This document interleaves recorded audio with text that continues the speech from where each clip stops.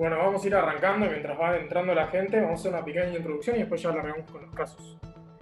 Hola a todos, para los que no saben quién soy, yo soy Federico Casani, soy uno de los coordinadores del Ateneo, junto con la doctora López, que anda por ahí, que va a manejar la parte del chat y de los micrófonos. Para los que no conocen el Ateneo, es la primera vez que vienen. Los venimos haciendo hace 2 años, eran presenciales. Tuvimos, sí, algunas participaciones de provincias a través de Skype, a través de Zoom otros años. Y bueno, este año, por lo que está pasando de público conocimiento, nos vimos obligados a hacerlo por esta modalidad, lamentablemente, pero bueno, por suerte creo que vamos a tener mucha más llegada a las provincias. Tuvimos un montón de casos de gente que se comunicó con nosotros para hacer los casos, tuvimos que desdoblar, así que estamos muy contentos con eso, esperemos que se mantenga.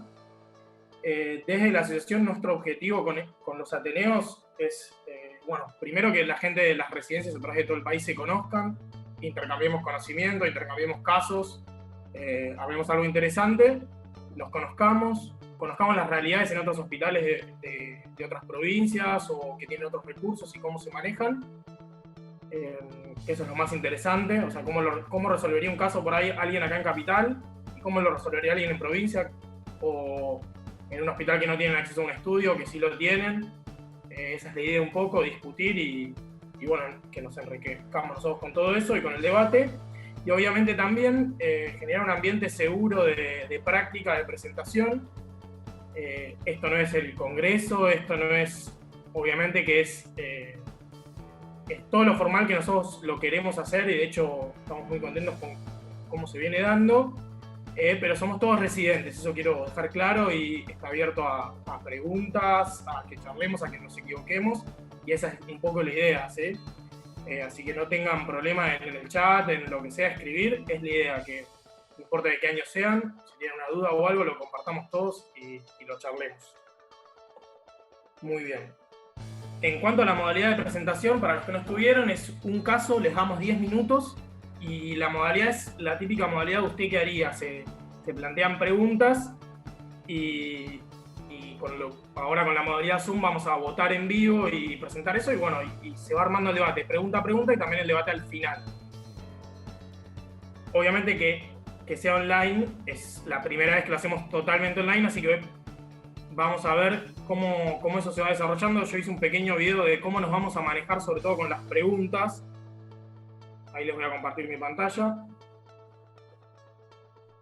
Bueno, ahí está, probablemente estén viendo el YouTube, cómo se ve en el YouTube.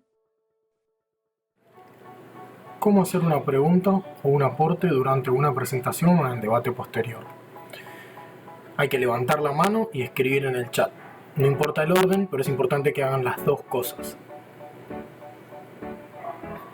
Para levantar la mano en el sector de participantes, a la derecha abajo, en la parte de opciones, aparece levantar la mano. Al cliquearlo, al lado de su nombre aparece una mano azul, que es para que nosotros los podamos ver y activarles el audio. En el sector de chat de grupo de Zoom, escriben su pregunta o simplemente que quieren hacer un aporte para que nosotros podamos darles la palabra. Así hablamos y preguntamos a turnos y no nos hablamos todos encima.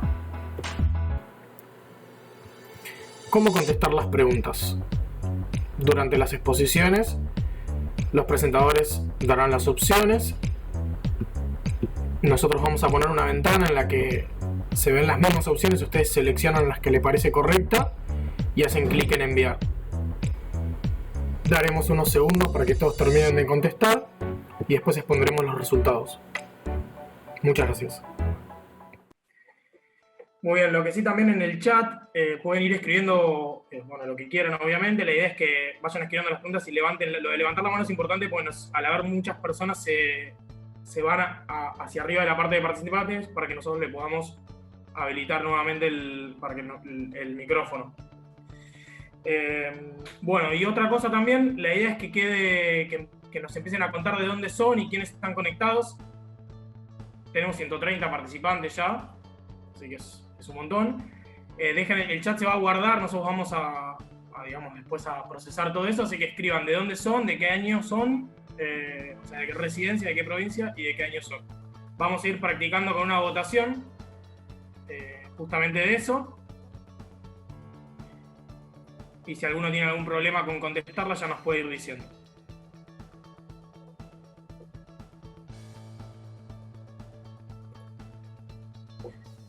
Bueno, esto justamente es lo que le quería mostrar. Espero que estén todos viendo en la pantalla.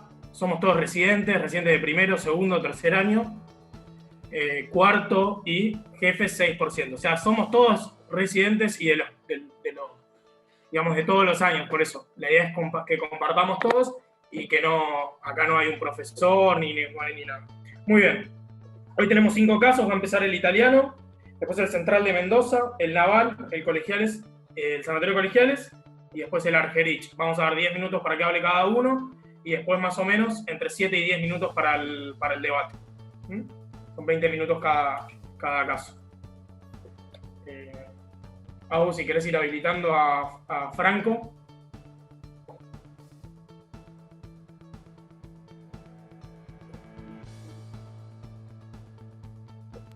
Ahí lo habilito. Hola, ¿qué tal? Buenas tardes. Hola, ¿Se Franco. escucha bien? Se escucha bárbaro. Compartí tu pantalla si querés ya. Sí. Y vamos largando.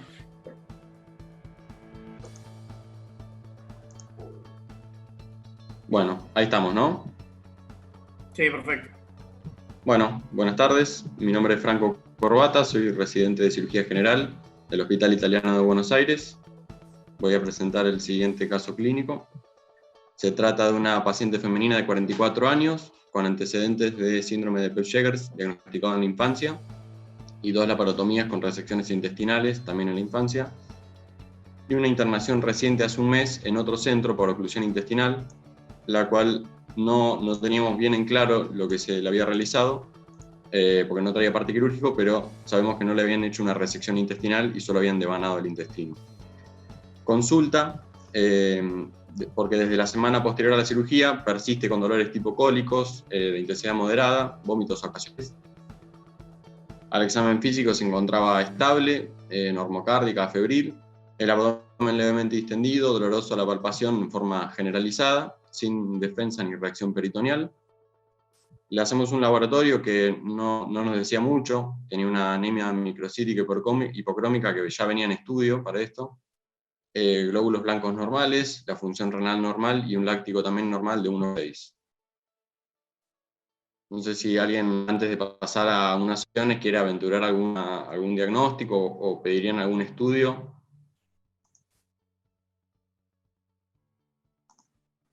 Pasar las opciones. Bien. Ahí se inició la votación. Si querés dar unos segundos ya, damos unos segunditos para que voten 20 segundos y seguimos. Bueno, lo voy comentando. Sospechan en una suboclusión por bridas, para la cual solicitaríamos una radiografía de abdomen y luego una tomografía, y la sería colocar una y dejarlo en reposo digestivo. Piensan en una complicación postoperatoria, para una tomografía computada y actuarían en estado, o sospechan una suboclusión de aquel episodio de hace un mes no resuelta, para lo cual solicitaremos también una tomografía y actuaríamos según el resultado.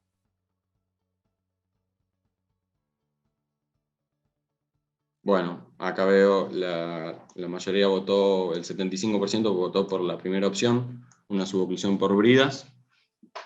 Vamos a seguir. Le hacemos esta radiografía de abdomen, ¿sí? La dejo unos segundos para que la vean. Y le hicimos esta tomografía también de abdomen. La voy a ir pasando. Ustedes me dicen si quieren que vuelva para atrás. Acá vemos un corte axial.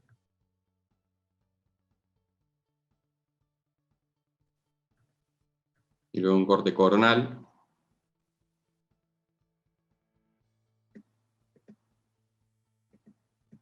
Paso de vuelta.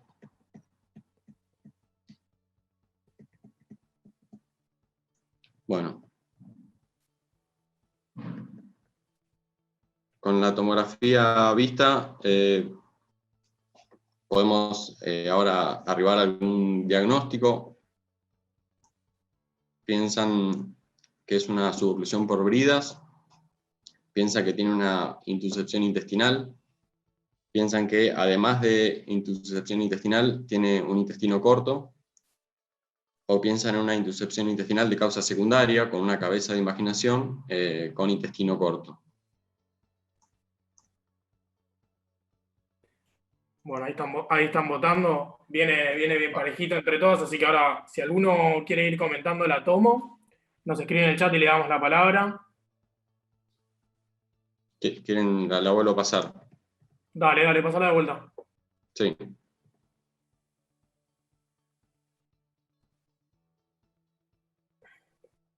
A ver si lo hacemos un poco. Somos un montón, hay 170 personas en este momento, así que, Sí.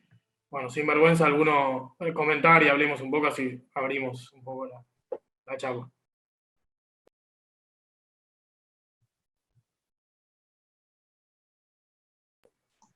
Ahí les vamos poniendo Bueno, los resultados. Siempre en rojo acá se ve veo. la que gana, para que sepan. Sí. Que lo vean. Así que la Bueno, acá mayoría veo que la mayoría, intestinal.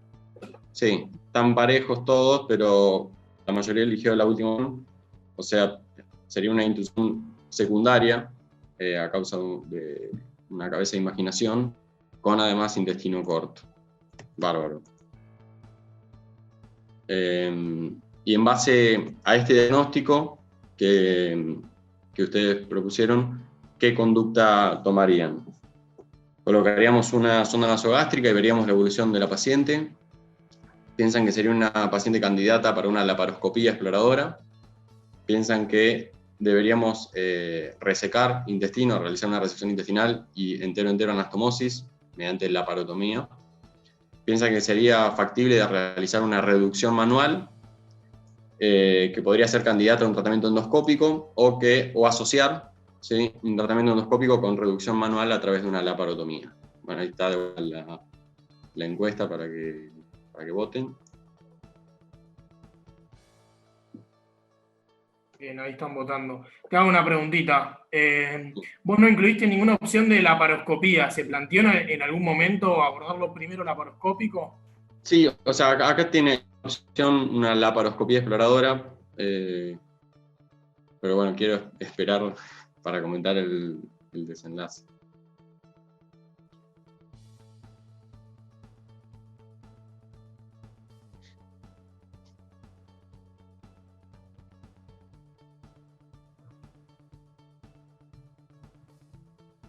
Bueno, acá me aparecen los resultados. La mayoría, un 26%, opinó sobre la laparoscopía exploradora, y muy cerquita la laparotomía con resección intestinal y anastomosis. Bueno, en realidad lo que nosotros hicimos es optar por la última opción, ¿sí?, sabiendo que la paciente tenía antecedentes de 2 resecciones intestinales previas y que en la tomografía se veía un intestino, no demasiado intestino en realidad. Queríamos intentar no resecar y realizar una reducción manual y asociar un tratamiento endoscópico. Acá tengo un video que lo voy a ir comentando. Se ve el video, ¿verdad? Se ve perfecto, sí. Se ve perfecto. Bueno, acá lo que se hace es identificar las intuscepciones, hacer una reducción manual. Tenía, como se ve en la tomografía, 2 sitios de intuscepción, uno en el ilion distal y otro en yeyuno más proximal. Se realiza la reducción manual de los mismos, devanando el intestino. En total contó más o menos 1 metro de intestino restante. Bueno, posteriormente se liberan adherencias y la palpación, ¿sí?, mientras se iba reduciendo, se identificaban unas formaciones en la luz intestinal, 2 de las cuales estaban en los sitios de intuscepción que podrían haber sido hecho la causa de la imaginación como cabeza de imaginación de la misma, ¿no? Y se liberan algunas adherencias. Un poco. Y ahí se comienza a palpar y se identifican distintas formaciones. Ahí se ve una. Bueno, teníamos la posibilidad de contar con el equipo de gastroenterología también en el hospital. ellos realizaron una enteroscopía intraoperatoria, mano asistida. ¿Sí? El enteroscopio se fue progresando con la ayuda del cirujano manualmente. Se visualizaron pólipos que actuaban como cabeza de imaginación y se resecaron. En total se resecaron 8 pólipos, ¿sí? Todos mayores al centímetro. Ahí se puede ver cómo se va guiando.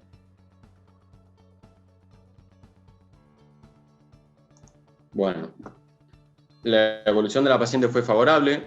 Al 5.º día inició dieta con buena tolerancia y al día 13 se le otorgó el alta hospitalaria. La anatomía patológica resultó 2 pólipos amartomatosos compatibles con enfermedad de Peutz-Jeghers. ¿Sí? Y bueno, y para hablar un poco de esta enfermedad, es una enfermedad rara, no se conoce exactamente su incidencia, pero es alrededor de 1 cada 100.000 nacimientos. Tiene una herencia autosómica dominante con la mutación de este gen. Aumenta el riesgo de desarrollar cáncer gastrointestinal con un riesgo relativo de 13 por sobre la población general. Y como características clínicas presenta pigmentación mucocutánea, que es la primera manifestación de la enfermedad, que suele ocurrir entre los 11 y 13 años, y pólipos amartomatosos en el tracto gastrointestinal, que en mayor frecuencia se encuentran en el yeyuno, pero pueden encontrarse en todo el tubo digestivo, en ilion, estómago, duodeno y colon. Y estos pólipos pueden presentar complicaciones como sangrado de los mismos, lo que va a dar una anemia crónica por pérdidas microscópicas y la intussuscepción, como vimos en este caso.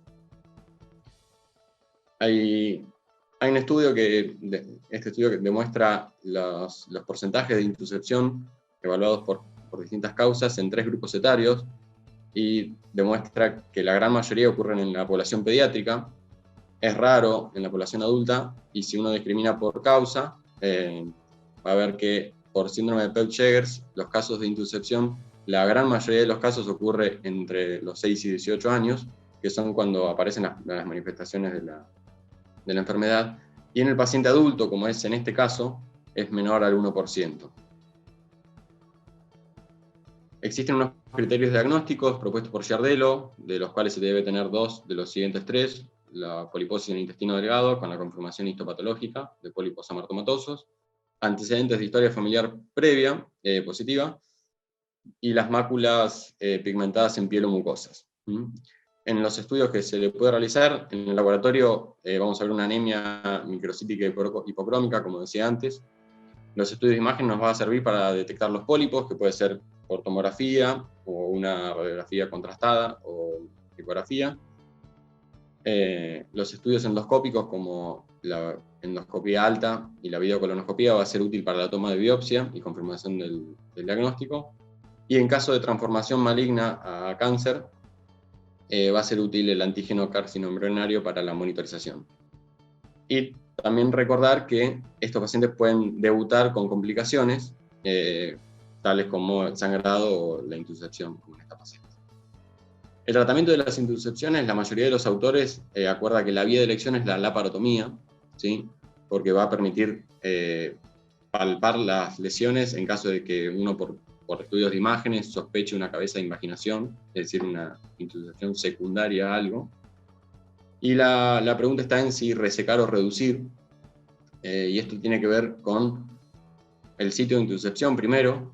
Si es una intussuscepción colónica, se recomienda resecar en bloque por el alto riesgo de malignización. En cambio, si es en delgado, se puede intentar reducir siempre y cuando la vitalidad de las asas lo permita, no haya isquemia ni nada. El antecedente de la laparotomías y resecciones intestinales previas también es muy importante. En esta paciente, se pudo reducir, las asas no estaban sufridas, por eso se optó por una reducción manual antes que una resección, para no dejar a la paciente con menos intestino del que ya tenía. Y en cuanto a la causa de la intussuscepción, en el caso del síndrome de Peutz-Jeghers se plantean básicamente 3 opciones. Una es la resección intestinal.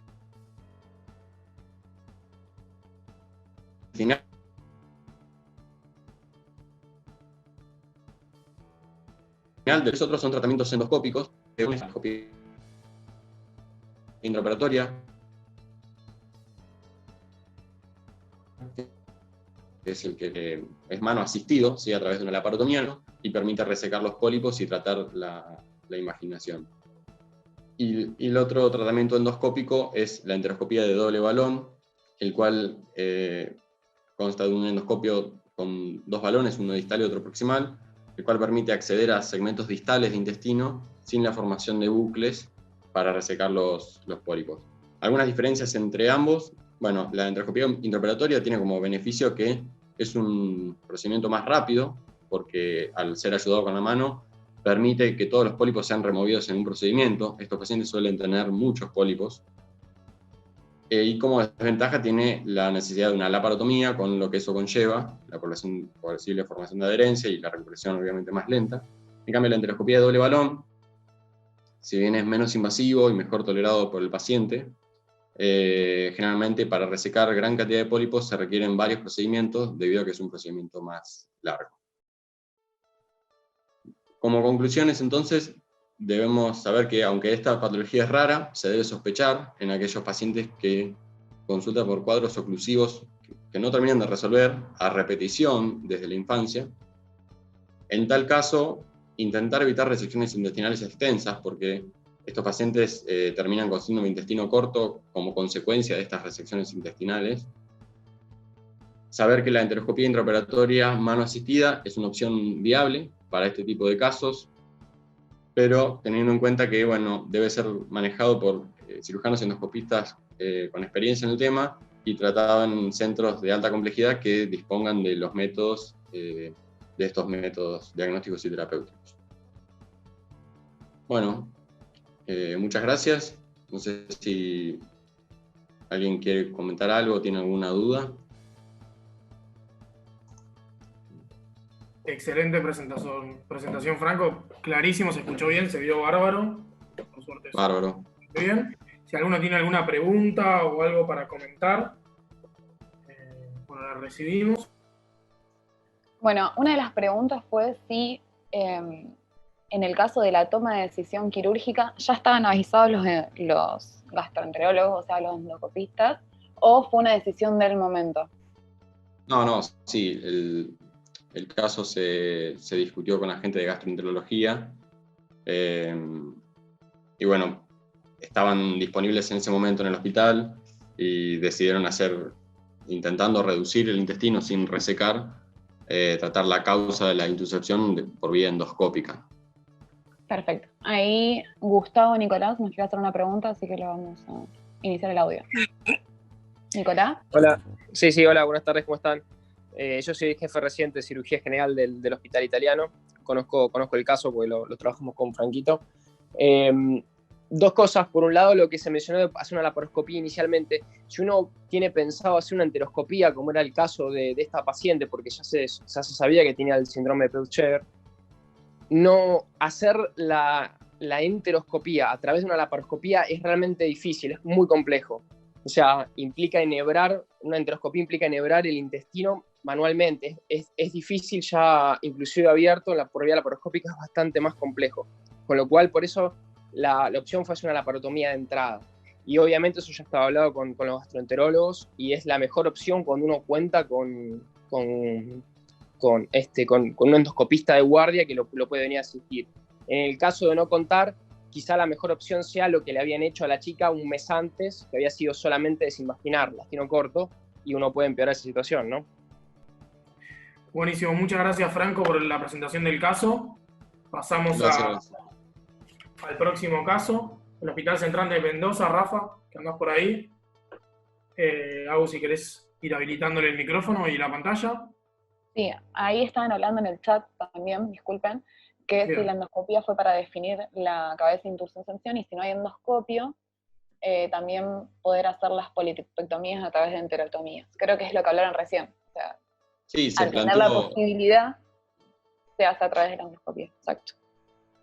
Sí, de hecho en la tomografía se veía la cabeza de imaginación, por eso se sospechaba que, sabiendo que la enfermedad tiene como manifestación clínica la generación de pólipos, se pensó directamente en eso desde un principio. Perfecto, muchas gracias.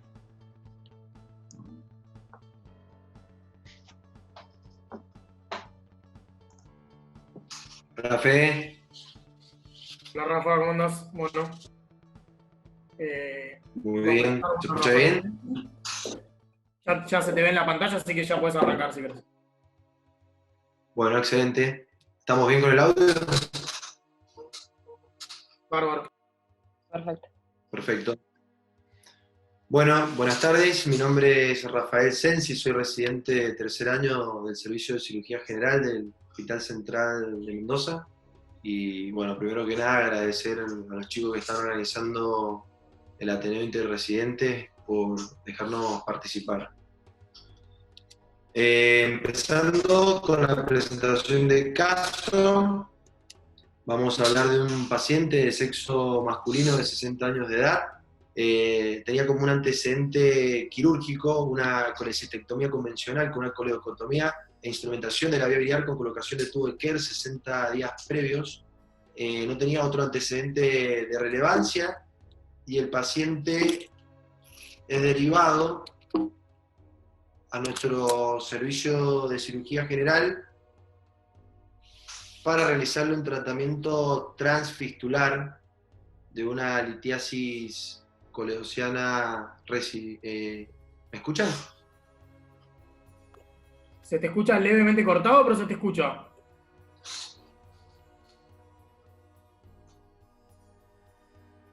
¿Ahí me escuchás, Fede? Ahí se escucha bien, dale. Sí, sí. Bien. Fue derivado a nuestro servicio de cirugía general para tratamiento transfistular de una litiasis residual de colédoco. La misma había sido diagnosticada en colangiografías transfistulares que se le habían realizado al paciente en los controles postoperatorios en el hospital donde se realizó la cirugía. Y en el momento del ingreso en nuestro hospital, el paciente ingresa febril, estable, sin signos de colestasis, ni fiebre, con esta analítica de ingreso, un hematocrito de 31, 6100 blancos, GOT de 26, GPT de 27, FAL de 57 y la bilirrubina total de 6.8, a predominio de la bilirrubina directa levemente elevada de 4.8 para un valor normal de 3. Esta es la imagen con la que el paciente es derivado de nuestro servicio, de la última colangiografía transfistular que se le realizó control, en donde se ve una imagen de falta de relleno en el tercio medio de la vía biliar, de bordes bien definidos, con pasaje de contraste hacia duodeno. Bueno, con este paciente derivado de otro centro, ¿qué conducta ustedes tomarían como primera medida? Realizar una colangiopancreatografía retrógrada endoscópica, una instrumentación transfistular aprovechando la fístula biliar, o directamente optarían por la exploración laparoscópica o por laparotomía. Bueno, ahí vamos a dar unos segundos para que voten. No spoilees y pases la... por ahí depende un poco el lugar, ¿no? El acceso que tiene cada uno. Sí, exacto. Así que ahí están votando, todavía se mueven los numeritos, ahora te lo... No sé si alguno, por ejemplo, alguno que en su hospital no tenga acceso a CPRE, que nos diga cómo se maneja, o que no tenga endoscopía y tenga que... Yo te puedo ir derivar. contando en nuestro medio, bueno, tenemos un equipo de cirujanos que realizan endoscopías, nuestro jefe de servicio y médicos de planta que forman la parte de sección de endoscopía. O sea, podemos tener la opción como primera medida de poder realizar una CPR. Claro, la endoscopía la hacen los cirujanos en tu hospital. Son cirujanos endoscopistas. Claro. Sí, pues en muchos casos, por lo menos en el nuestro, la endoscopía la hacen los gastroenterólogos. Nosotros no tenemos cirujanos endoscopía. Así que siempre es un problema y bueno, hay que convencer o... Sí, en nuestro centro contamos con esa opción.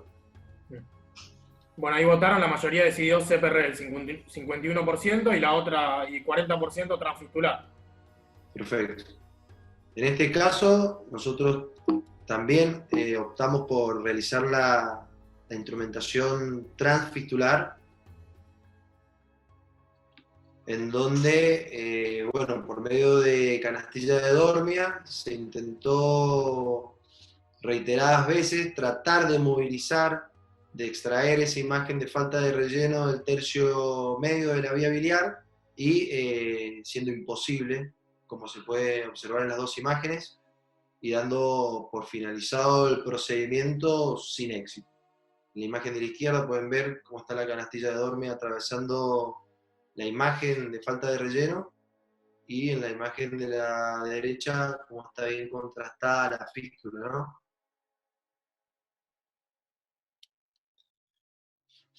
Bueno, tras este intento de instrumentación transfistular sin éxito, ¿ustedes ahora tomarían alguna otra conducta? Como sí, realizar ahora la CPRE. Otra opción también es un ingreso combinado de CPRE y aprovechar también la vía transfistular. O podríamos pedir algún tipo de imagen como una colangioresonancia o una tomografía.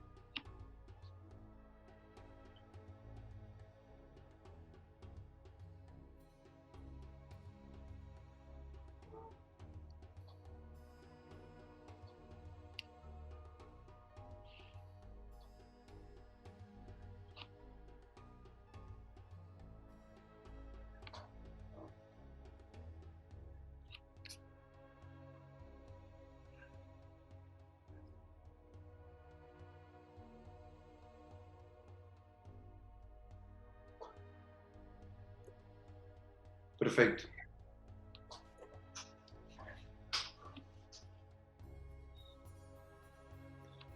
Bueno, en nuestro caso, La mayoría votó seguir, o sea, reintentar con una CPR.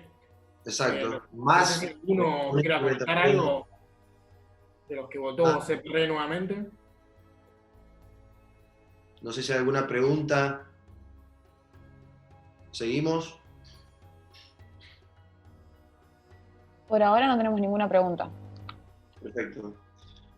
Bueno, la conducta siguiente que tomamos fue intentar nuevamente, ¿sí?, por vía transfistular, pero acompañado ahora del ingreso endoscópico a través de la CPR.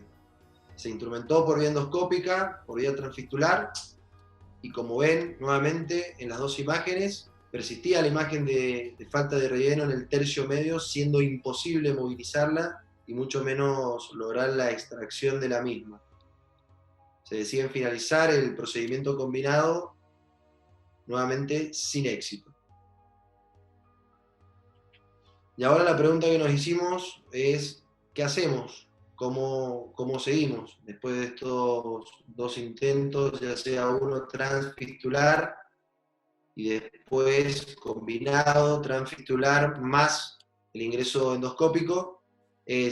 Pedimos una nueva imagen, una colangioresonancia, podemos pedir una tomografía, o directamente optamos por la opción de una exploración por vía laparoscópica, por vía de laparotomía o algún otro procedimiento. Bueno, en el chat están hablando y comentan que ¿por qué no pedir una imagen previa a la instrumentación? Esa es la pregunta que se están haciendo. El paciente venía con dos colangiografías transfistulares y no se decidió en ese momento mapear la vía biliar con una colangioreso, teniendo esas imágenes donde se veía perfectamente esa imagen de falta de relleno en el tercio medio. Perfecto. Claro, yo creo que eso es lo que están preguntando varios. ¿Por qué no hay una reso en el medio, no? O sea, confiaron en la reso que venía y... En la, y ojo, con no reso, era- con no era reso de una- abdomen, o sea, una colangio reso con reso de abdomen, eso. Exactamente, él venía con una colangiografía transfistular de los controles postoperatorios.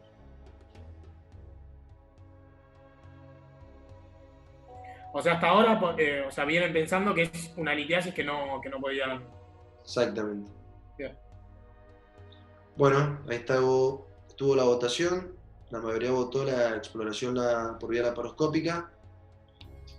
nosotros acá sí decidimos realizar una resonancia de abdomen y pelvis con una colangio-reso, en donde en el mapeo de la vía biliar se puede observar, donde marcan las flechas, la silueta coincidente con la imagen vista en las colangiografías previas, y esta colangio-resonancia traía un informe, ¿sí?, en donde decía que la vía biliar extrahepática no estaba aumentada de tamaño, sí tenía un engrosamiento de sus paredes que realzaba con la inyección de contraste endovenoso, y lo que nos desconcertó un poco con la colangio-reso es que no informaban ninguna imagen endoluminal que pudiera estar provocando algún tipo de obstrucción de ninguna etiología. No fue concluyente la colangio-resonancia que le solicitábamos. Ahora, nos hicimos esta pregunta: después de los dos procedimientos, después de la colangio-resonancia y el mapeo de la vía biliar, ¿en qué diagnóstico presuntivo podríamos estar pensando, ¿no? Un colangiocarcinoma, podría ser un pseudotumor inflamatorio de la vía biliar, una litiasis coledoceana impactada que no se podía movilizar por ningún medio, o también podríamos estar pensando en una neoplasia papilar intraductal de la vía biliar. Hay que tener en cuenta que es muy difícil el diagnóstico diferencial preoperatorio por imágenes entre un colangiocarcinoma versus un pseudotumor inflamatorio y un colangiocarcinoma versus una neoplasia papilar intraductal. Es muy difícil llegar a un diagnóstico preoperatorio por imágenes, ¿no? Así que, bueno, ¿en qué podríamos estar pensando? Esperamos la votación para después sí encargar el otro slide. Dale, sí. Bueno, ahora la publicamos, esperamos que todavía se están sumando algunos en la votación. Y Dale. los resultados ya hablan un poco de la complejidad del caso, bien heterogéneo o no. No sé si alguno quiere comentar en si pensaría en alguno y por qué, o qué es lo más frecuente, o de tumor de la vía biliar. Y estaría bueno que comentemos acá para después ya entrar en el tema que pensamos hacer.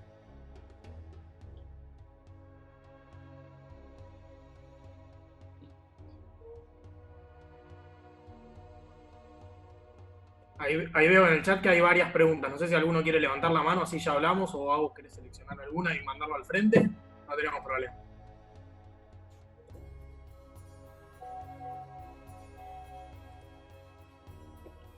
Muy Ahí bien, están los habilitamos el resultados. audio a Facundo Sarsur para que nos comente a ver qué piensa él.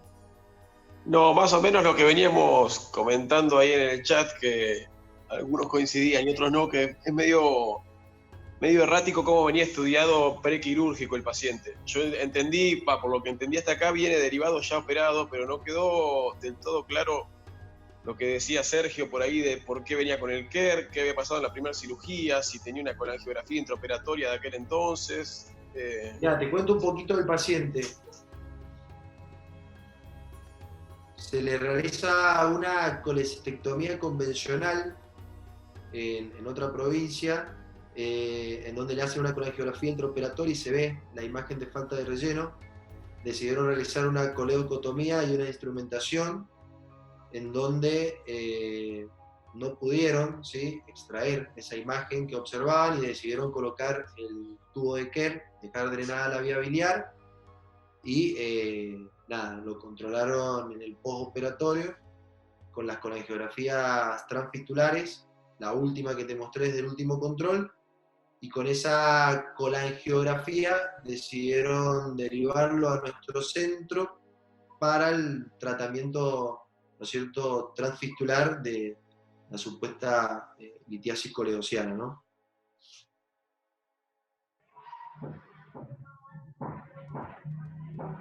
Bárbaro. Bueno, ahí en el chat se están discutiendo, algunos dicen litiasis, otros no, así que vamos a seguir a ver qué pasa con el caso.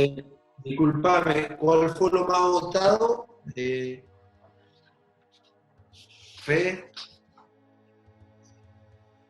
Ahí lo estoy compartiendo de vuelta. El más votado fue pseudotumor, pero todo muy fijo, con colangiocarcinoma 29%, litiasis coledoceana 20% y neoplasia papilar 20%. Perfecto. Bueno, y teniendo en cuenta entonces lo que hemos decidido, ¿qué conducta tomarían ahora? Realizar una colangiopancreatografía retrógrada endoscópica para poder realizar una colangioscopía a través de SpyGlass, una coledocoscopía transfistular, aprovechando la fístula biliar y poder tener de esa manera una visión directa sobre la lesión, o optarían ya por la exploración por vía laparoscópica o por vía de laparotomía.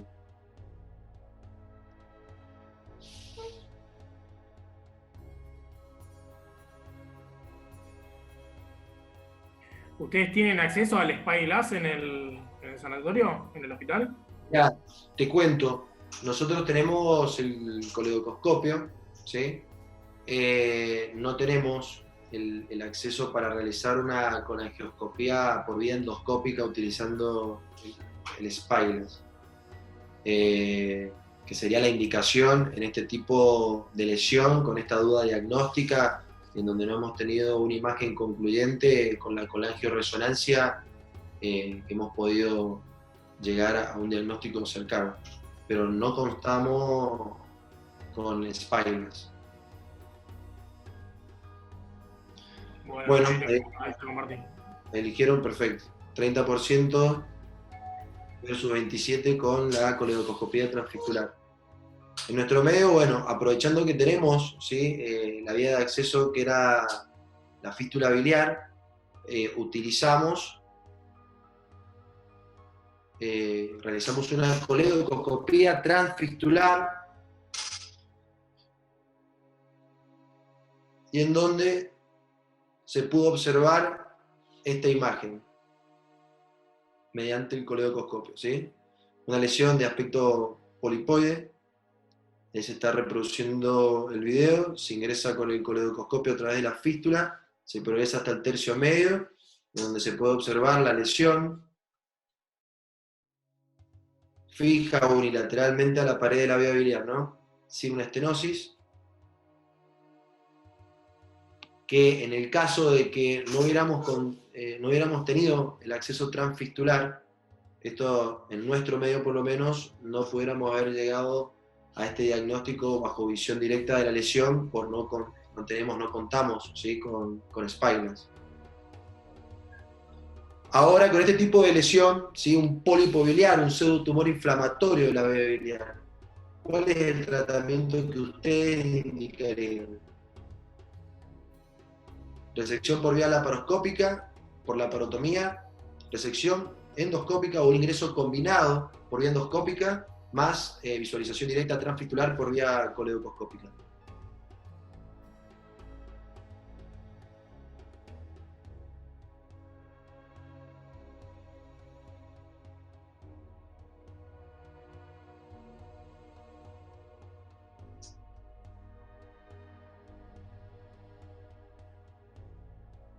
Bueno, ahí van votando. Estamos con 216 participantes y más o menos en la votación está votando la mitad, así que pónganse a votar, muchachos. Total, no sale quién vota, nadie sabe. Ahí en el chat estaban preguntando cómo se levantaba la mano. En la parte de participantes, en los puntitos a la derecha, se cliquea ahí y se pone levantar la mano. Así nosotros los vemos en el chat con 200 participantes. Si no levantan la mano no nos vamos a encontrar. Bien. Ahí les compartimos el resultado. Perfecto. Bien, lo que nosotros decidimos es realizar, como votó la mayoría, un ingreso combinado por vía endoscópica para lograr la resección de esta lesión, bajo visión directa por vía transfistular con el coledocoscopio. Como se puede ver, acá podemos observar el duodenoscopio y el coledocoscopio ingresando por la fístula biliar. Y este es un video. Ahí se realizó una papilotomía, se ingresó el coledocoscopio a través de la fístula hasta llegar al duodeno, se progresó un alambre guía. El paso siguiente fue progresar una ansa de polipectomía por vía endoscópica, como se observa en la imagen, para lograr la resección de la lesión. Durante el procedimiento no hubo ningún tipo de complicación. Y una vez que se resecó esa lesión, fue rescatada la pieza con una canastilla de dormia para enviarlo al estudio anatomopatológico. Este paciente evolucionó favorablemente, fue externado el segundo día postoperatorio y la anatomía patológica dio como resultado un pólipo fibroepitelial benigno. Y como conclusión, para ir finalizando, podemos decir que estas lesiones pseudotumorales inflamatorias de la vía biliar se deben pensar en pacientes con clínicas atípicas de imagen de obstrucción, ¿sí? Biliar sospechosa, ya que pueden interpretarse erróneamente como un colangiocarcinoma. Como bien hablamos, es muy difícil realizar un diagnóstico preoperatorio por imágenes entre un pseudotumor inflamatorio de la vía biliar y un colangiocarcinoma.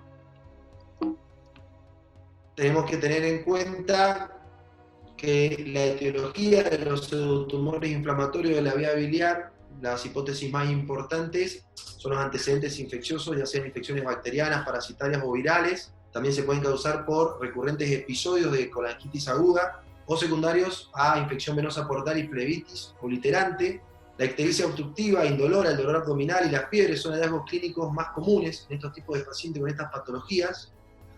En la mayoría de los casos descritos en la bibliografía, estas lesiones son inicialmente consideradas como colangiocarcinomas y son tratadas con resecciones quirúrgicas mayores. Son muy importantes los signos radiológicos de este tipo de lesión, que es la presencia de efectos de represión. Están fijos unilateralmente a la pared del árbol biliar, no tienen menisco y no tienen una estenosis circunferencial de la vía biliar. Y es muy importante, a modo de finalización, que los endoscopistas se capaciten en estas técnicas avanzadas, ¿sí? Para estas técnicas de resolución mínimamente invasivas, para realizar diagnósticos histopatológicos de certeza, tener menor tasa de morbo y mortalidad con la misma efectividad de otros tipos de resecciones. Hola. Esa es la bibliografía y ahí terminaríamos la presentación del caso. No sé si tienen preguntas. Si te quieren preguntar Hola, algo. Rafa, ¿me escuchás? Sí, Luisito, te escucho. ¿Cómo andás? Quería preguntar si en algún momento en el servicio se plantearon la posibilidad de hacer una resección de la lesión. Bueno, primero si fue ateneo este paciente. Y después si se plantearon la posibilidad de hacer la resección y hacer una hepático-C1 una anastomosis y listo. No se planteó directamente. Después de realizar la coledocoscopía y realizar la visualización directa de la lesión, se planteó llevar a cabo la resección y el estudio anatomopatológico antes de tomar cualquier tipo de control.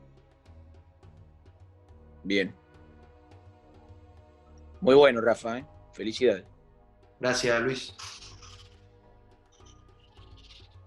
Sí, excelente caso y bueno, como los métodos mini invasivos le dan ventaja al paciente. Ahí algunos comentaban que ellos por ahí no tienen coledoscopio o no tienen endoscopía con CPR y demás, y un paciente así por ahí en otro medio termina en una laparotomía. En una resección mayor, exactamente. Claro, ahí decía, hay uno en el chat que decía cuál es la conducta sin endoscopía. Como decías vos, por ahí es un paciente que termina en una resección mayor, con alguna sospecha de un colangio o algo neoplásico. Exactamente, una resección de la vía biliar, una hepático de anastomosis por una patología benigna. Excelente, buenísimo. Felicitaciones, Rafa, muy buen caso. Gracias, Fede. Pero vamos a darle lugar al siguiente caso. Muy interesante el caso y muy interesante el debate. Sanatorio Colegiales, Yago. Yago, si querés seguir habilitando. Ya está habilitado. Hola, ¿qué tal? ¿Se escucha? Se escucha perfecto. Bueno, soy Yago Blumengarten, residente de segundo año del Sanatorio Colegiales. Ahí figura también la doctora Camaño Ivonne, que es mi residente superior, R3, que me ayuda también con el caso clínico. Es un caso un poco viejo, un paciente de 69 años, consultó el 6 de noviembre de 2018. Aquí la pantalla, que nos falta ver el caso. Es un paciente de 69 años, antecedentes de hipertensión arterial, consulta por lesiones faciales, que ahora vamos a ver un par de imágenes. Él estaba en seguimiento por su médico de cabecera, su clínico y su dermatólogo, por una atipía dérmica facial desde marzo de ese año, en tratamiento con aciclovir y cefalexina, que la misma se ulceró y progresó con lesiones herpéticas que sospechaban una herpes facial, con mala evolución y una sobreinfección bacteriana. Al ingreso en la guardia de clínica tenía 29 de hematocrito, 9 de hemoglobina, 15.000 blancos y 3,3 de potasio, era lo único positivo. Y se interna por clínica médica por lesión dérmica en estudio con sobreinfección bacteriana. Y la idea era hacer un tratamiento antibiótico endovenoso. Más que nada, acá, en las imágenes del paciente, tenía estas lesiones como maculosas, eritematosas y ulceradas en ambas mejillas y en la región frontal. Y involucraba toda la mejilla derecha y hasta el pabellón auricular y comprometía toda la oreja derecha. Al ingreso se le hace una tomografía, el servicio de clínica médica, no es un video, son imágenes. Se veía a nivel del cuello derecho una imagen de densidad de partes blandas que desplazaba la vía aérea a la línea media. Después a nivel del tórax tenía un derrame pleural bilateral a predominio de los vértices. Acá hay otra imagen. En el informe dice engrosamiento del tejido celular subcutáneo a nivel preauricular derecho, engrosamiento y heterogeneidad en tejidos blandos en la región malar izquierda. A nivel carotidio derecho, una imagen de 62 por 50 milímetros, con realce periférico al contraste, bordes definidos, densidad de partes blandas y englobaba a estructuras vasculares adyacentes. Después también informaba engrosamiento de la piel a nivel periauricular homolateral con heterogeneidad de la misma. Y anomalias múltiples suprapreauriculares, también el derrame pleural a predominio de los vértices pulmonares. Una semana después, clínica le hace una interconsulta a cirugía plástica, le hace una toilette, le resecan el tejido tumoral en el sarco nasocraniano izquierdo, mejilla izquierda y región frontal, y se observaba una corrección purulenta en región frontal, compromiso de párpado izquierdo. Este tejido se manda a biopsia y cultivo, y después de eso le inician antibióticos endovenosos con ciprofloxacina, clindamicina y metronidazol. 2 días después le hacen la paracentesis evacuadora por el derrame pleural bilateral. Se extraen 1.200 mililitros de líquido pleural seromático que se envía a cultivo y a físico-químico. Eso, por los criterios de Light, le dio como un trasudado. Y se rescata el cultivo de cirugía plástica. Viene una E. coli sensible a ciprofloxacina, que era con lo que el paciente estaba en tratamiento, y un estafilococculasa negativo resistente a ciprofloxacina. Esta es la placa de tórax previa a la toracocentesis.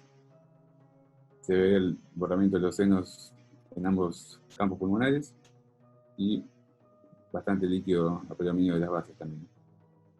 Esto fue el 17, iba más o menos 12 días de internación. 2 días después, el paciente intercurre con dependencia a oxígeno por el sistema de bajo flujo, sin deterioro de la mecánica ventilatoria ni inestabilidad hemodinámica, pero tenía hipoventilación generalizada y saturado 95 con cánula de oxígeno.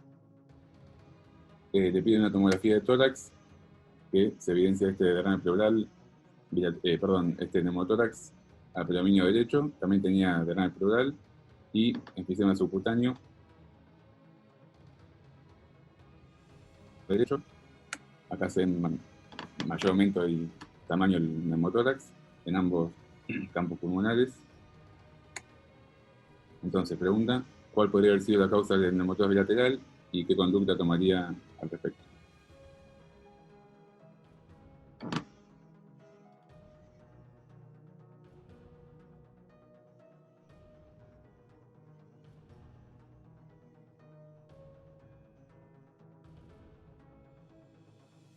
Ahí están contestando en un ratito, mostramos la Bueno, respuesta.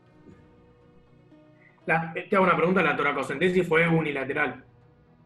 de los dos lados. Puse solo uno. Le sacaron 1200 del lado derecho y 800 del pulmón izquierdo. Ambos seromáticos. Yo tengo otra. Previa a la consulta o la interconsulta con cirugía plástica, ¿le habían hecho alguna biopsia al paciente? No, lo seguía Porque su sabemos dermatólogo. que está en tratamiento. Su dermatólogo lo seguía con, supuestamente, según la mujer, sospecha de herpes dérmica. No pesó ninguna otra patología.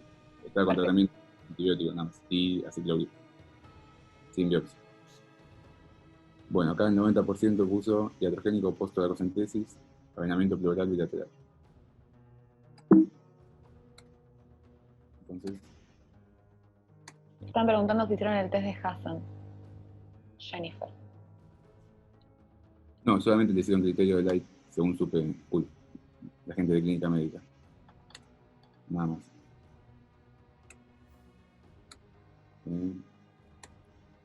Bueno, la correcta era la B, iatrogénico post-toracocentesis, avenamiento pleural bilateral. Acá recién nos hacen la interconsulta a nosotros, casi 2 semanas después de internación. Y bueno, le hicimos el avenamiento pleural bilateral.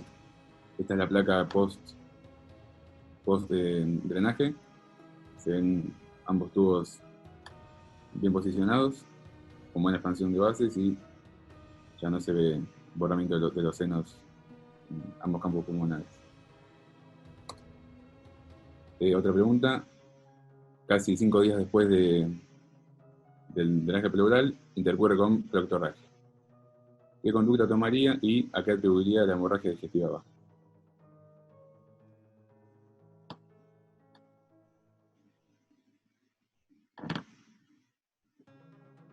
En el chat hablan de un No, ensanchamiento mediastinal. ¿En la tomografía informan algo de eso? ¿Cómo, perdón? No escuché. En el chat preguntaron y hablaron sobre un ensanchamiento mediastinal. Sí, El informaban informe. sí, informaban neumomediastino también, aparte de neumotórax. Pero no informaban colección ni nada, solamente neumomediastino. Y te preguntan si pensaron en algún momento en una mediastinitis. No, según leí y hablamos con los clínicos en su momento, el paciente estaba febril, más allá de las infecciones faciales, no se veía en la tomografía colección ni signos inflamatorios, solamente aire en mediastino. Bueno, a ver. Mientras tanto preguntan si puedes poner la RX previa. ¿Podemos ir para atrás un poquito? Voy. Gracias.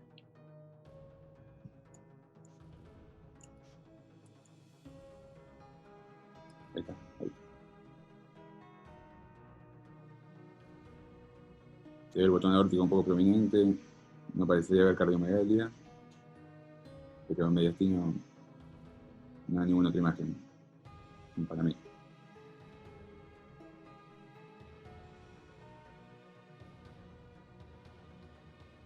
Bueno.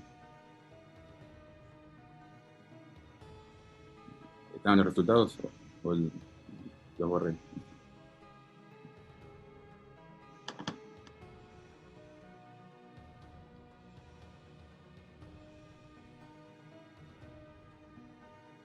Bueno, ahí está. Ahí compartí de vuelta los resultados. La mayoría eligió sospecha de tumor de tubo digestivo, TAC más menos BCC. Bien. Bueno, sí, esa era la correcta. En ese momento el paciente al examen físico estaba lúcido, febril, hemodinámicamente estable, regular mecánica ventilatoria con requerimiento de oxígeno por cánula nasal, el tubo de drenamiento izquierdo, nada más tenía el derecho, con escaso débito seromático, el cual oscilaba muy poco y no burbujeaba, y a nivel abdominal, el abdomen estaba blando, depresible, doloroso de forma difusa, con defensa y reacción peritoneal. También tenía los ruidos casi abolidos y estaba timpánico a la perfusión casi generalizada. Y evaluando la proctorragia, el tacto rectal, esfínter normotónico, paredes lisas y punta de dedo de guante con restos hemáticos. Entonces le pedimos una tomografía de abdomen y pelvis con contraste oral para descartar patología inflamatoria orgánica de tubo digestivo en contexto de proctorragia. Este es el SCOUT, se ve importante distensión de asas de delgado. A nivel del tórax todavía tenía un neumotórax residual derecho, el izquierdo ya le habíamos sacado el tubo, pero tiene importante enfisema ya de ambos lados, y todavía persistía con derrame pleural bilateral. A nivel abdominal se ve distensión de asas, nivel hidroide del contraste, enfisema en la pared abdominal anterolateral de ambos lados. Acá con la ventana pulmonar se ve mejor el enfisema. En la cara anterior, esta burbuja aérea que no se ve en otros cortes, pero nos hizo sospechar en neumoperitoneo. Y esta imagen intestinal que la informaban como un arremolinamiento y sospecha de vólvulo, de intestino delgado. Y acá se ve como el enfisema que llegaba hasta la pelvis. Acá se ve mejor el enfisema bilateral. Esta imagen en línea media informada como el arremolinamiento y distensión de asas intestinales, más que nada de intestino delgado. Entonces, ¿qué conducta tomarían en base a los supuestos hallazgos?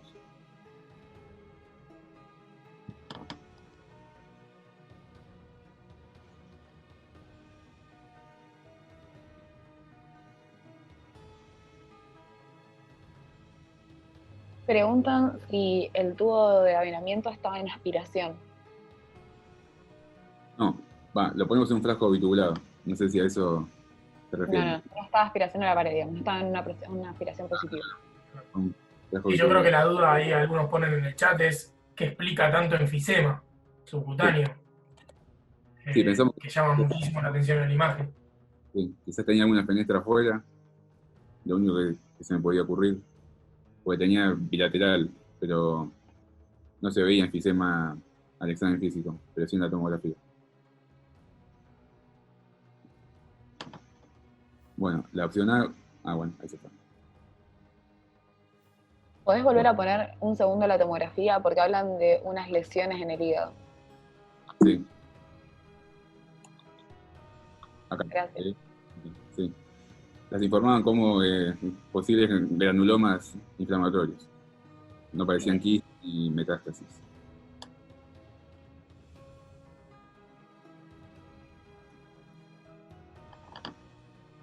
Bueno, las opciones, Varex y PCC, laparoscopía o laparotomía exploratoria, conducta expectante o interconsulta con tórax para recolocación del TAP por el enfisema que persistía y por también el neumotórax derecho que persistía, y prepararlo para BCC.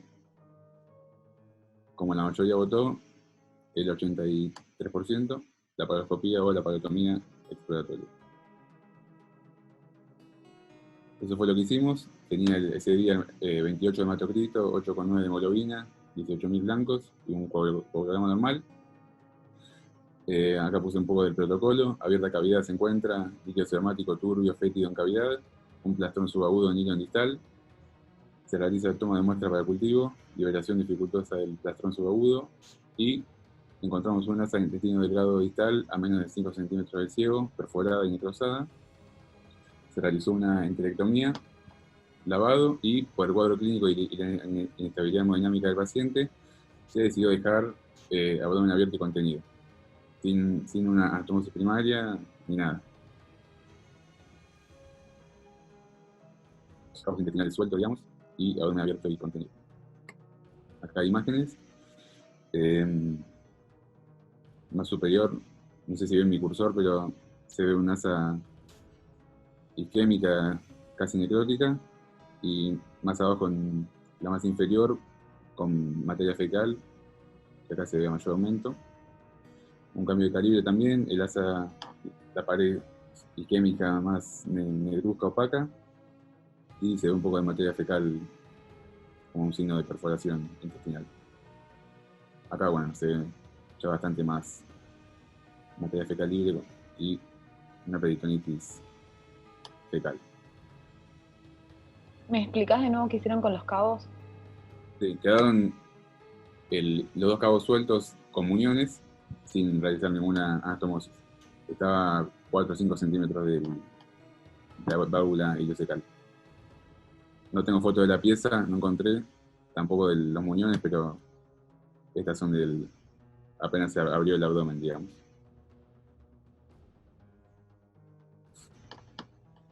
Bueno, ¿qué conducta quirúrgica hubiesen tomado ustedes?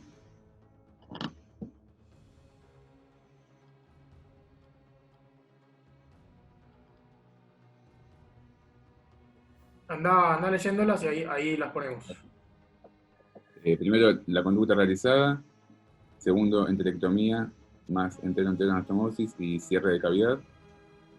Enterectomía más ileostomía y cierre de cavidad. O enterorragia y abdomen abierto y contenido.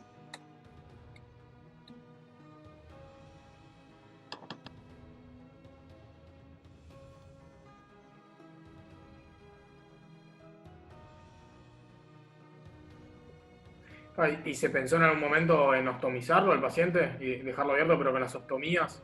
Y después, bueno, ir lavándolo y cerrarlo por ahí. Lo pensamos en un segundo tiempo, pero casi siempre, en la mayoría de los casos, en abdomen agudo perforativo con peritonitis fecal generalizada, siempre dejamos los cabos cerrados, digamos, los muñones, y a las 48 horas solemos reevaluarlo. Y en ese caso, si no hay más líquido libre, no hay más materia fecal, y el paciente está estable o no está ácido, que es lo más importante para nosotros, para las anastomosis, ahí sí o hacemos anastomosis o ileostomía o colostomía.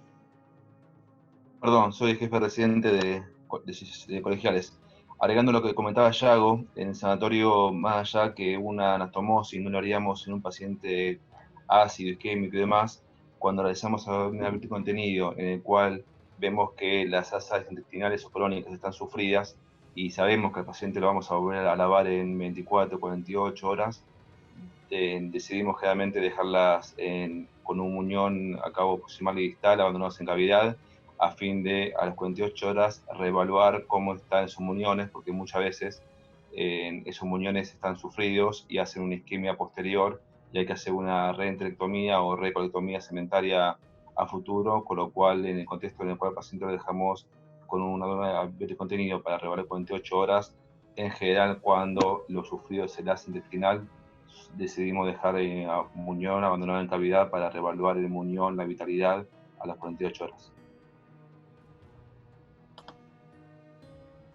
Bueno, la mayoría votó enterectomía, ileostomía y cierre de cavidad.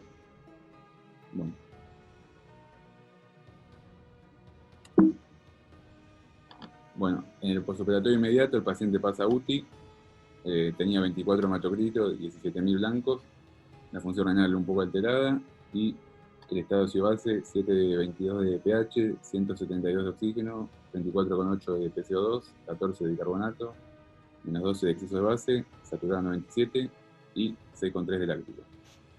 En terapia le indican tazo imipenem y esa misma tarde presenta un paro cardiorrespiratorio que no responde a maniobras de RCP y el paciente evita a las 6-7 horas del postoperatorio. Al tiempo vuelve al consultorio la mujer, nos trae el resultado de la biopsia de la piel que había sacado cirugía plástica, que acá donde dice diagnóstico abajo en negrita, en comentarios, un diagnóstico de angiosarcoma de cabeza y cuello.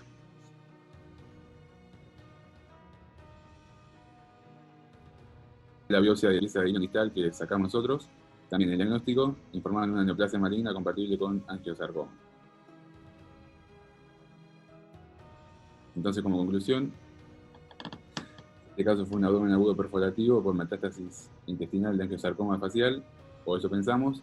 Nunca supimos si el tumor primario, el angiosarcoma, fue de intestino delgado o el facial, o también esa imagen que, si se acuerdan, se veía en la tomografía en la región carotídea derecha. así que nunca supimos cuál fue el primario. Y bueno, fue un paciente con patología oncológica agresiva avanzada, con alto índice de metástasis local y a distancia al momento de la consulta. Desde el punto de vista quirúrgico, se actuó en ambas ocasiones en consecuencia de la urgencia. En el primer momento, cuando nos hicieron la interconsulta por el neumotórax bilateral, y después por la pectoralgia y la perforación intestinal. Claro.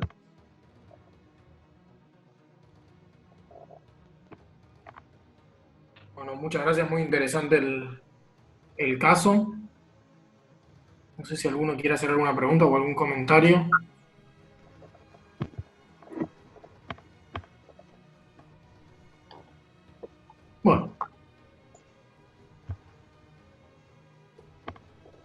Bueno, quieren pasamos directo al siguiente. Bueno, felicitaciones, Yago, muy bueno el caso, la creo que nadie estaba en metástasis por ahí del angiosarcoma. Se escuchó un poco cortado.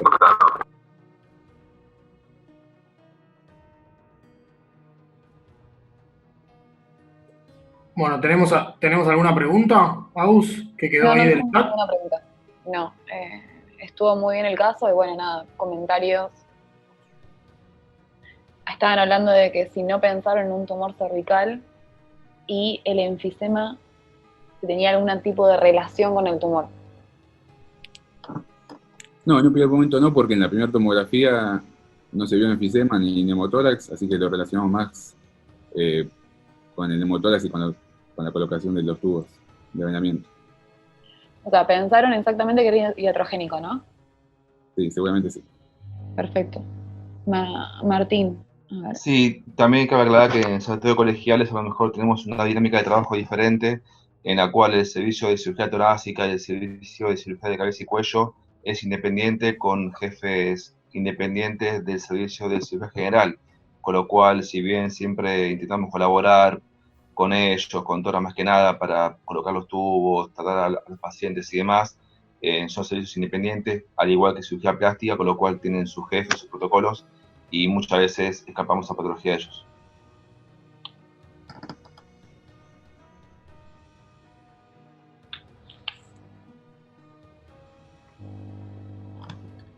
Buenísimo. Bueno, muchas gracias. Bueno, muchas gracias, Yago. Pasamos al siguiente. Matías, ¿estás por ahí? Recién te vi. ¿Querés darle ya el micrófono a Aus? Sí, lo había habilitado, pero hacía interferencia. Ahí va.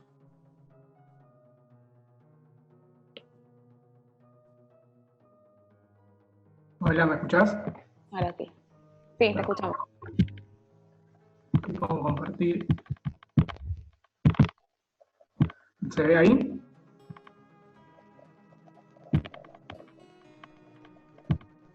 Ahí está iniciando.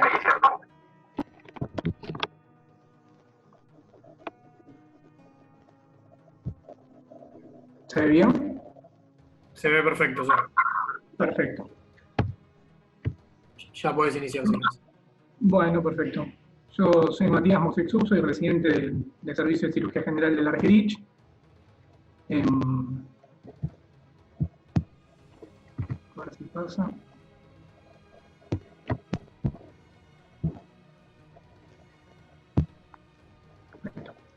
Bueno, vamos a presentar un caso de una paciente femenina de 31 años de edad, sin antecedentes médicos clínicos ni quirúrgicos, que ingresa por guardia por presentar un cuadro compatible con pancreatitis aguda biliar, con la sintomatología clásica del cuadro, más una ecografía compatible con la etiología, que presentaba un laboratorio con una amilasa 800, glóbulos blancos de 12.000, una insuficiencia renal aguda, cuyos valores eran esos, y que criterió una KH6 en la clasificación en cuanto al pronóstico. La paciente queda internada en sala general con un tratamiento basado en hidratación, analgesia y reposo digestivo, y a los 10 días comienza con taquicardia, fiebre y leucocitosis. Ante esto, entonces, nos planteamos cómo seguir el algoritmo diagnóstico. Hacer una ecografía, hacerle tomografía con contraste endovenoso, sin contraste endovenoso, o mantener una conducta expectante y ver cómo se desenvuelve el cuadro.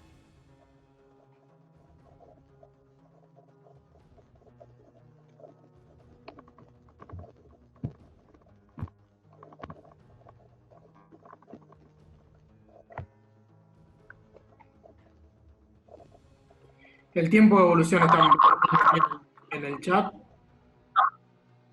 ¿Cómo? El tiempo de evolución. El tiempo de evolución llevamos una semana. Bien.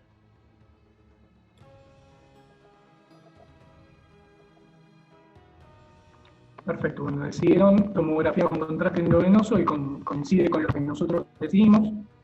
La tomografía era para evaluar posibles complicaciones locales de una pancreatitis, evaluar si había una necrosis, diferenciarlo del tejido pancreático normal, y esto es lo que se ve en esa tomografía, en los 7 días de evolución, en una colección peripancreática de contenido heterogéneo de esta zona B, y con una ausencia de formación de pared. En cortes inferiores se ve además un tabicamiento en el interior de la colección, con bueno, ese contenido heterogéneo además. Están haciendo una pregunta, si tiene ecografía previa al ingreso. La ecografía previa, no, la ecografía previa solo presentaba un engrosamiento difuso del páncreas en un primer momento, es la ecografía de ingreso, más bueno, la vesícula litiásica sin signos de inflamación. Perfecto. Ante esto, entonces, ¿qué diagnóstico sospechamos? Una colección peripancreática aguda, una colección necrótica aguda, una necrosis o necrosis amurallada, o un pseudoquiste pancreático. Bueno, ahí van a ver que las opciones tienen letras porque no nos dejan poner es hasta 25, así que igualmente las tienen en la pantalla.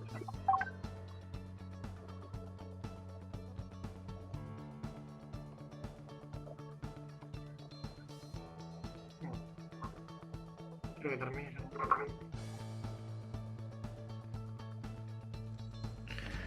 Matías, ¿no tendrás auriculares para poder usar? A ver, dame un segundo. Para que no genere tanta... Que se escucha un poco tanto eco, sí.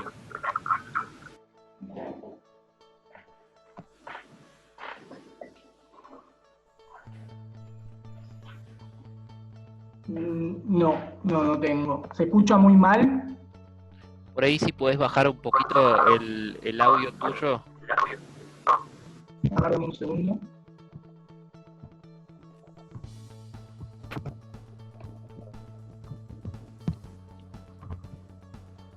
Y vamos a intentar ahí.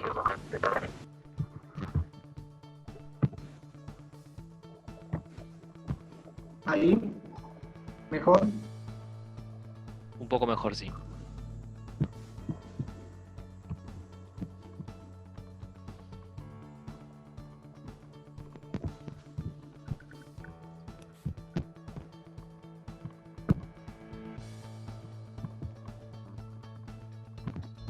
Continuamos, sí.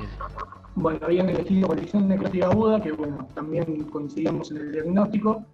Eso se basaba en las características que mostraba la tomografía, además del tiempo de evolución de la patología, que era la semana.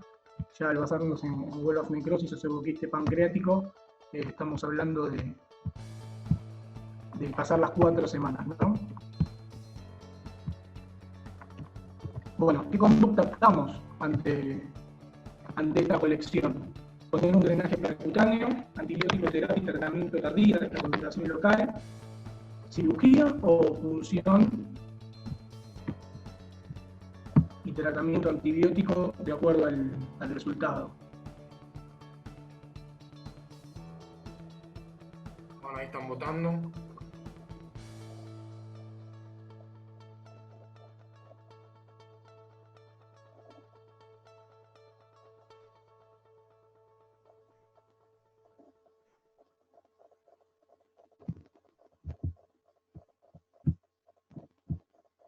Bueno, ahí habían elegido drenaje percutáneo. Nosotros nos decidimos por iniciar antibiótico-terapia y tratamiento tardía de la complicación local, basados en que la complicación estaba en una etapa aguda, aún no tenía una pared definida. Además, por ahí el realizar una terapia invasiva en este momento no es lo más indicado, primero por esa situación, porque estamos ante un momento agudo en la complicación, y por otro lado por la posible infección de esa colección, ¿no?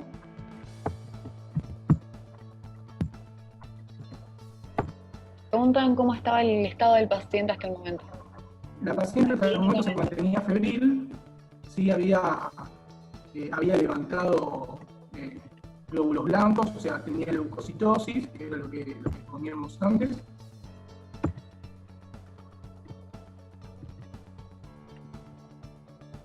Taquicardia, fiebre hizo un episodio, y después de colocarle, de iniciar la antibiótico-terapia, se mantuvo febril.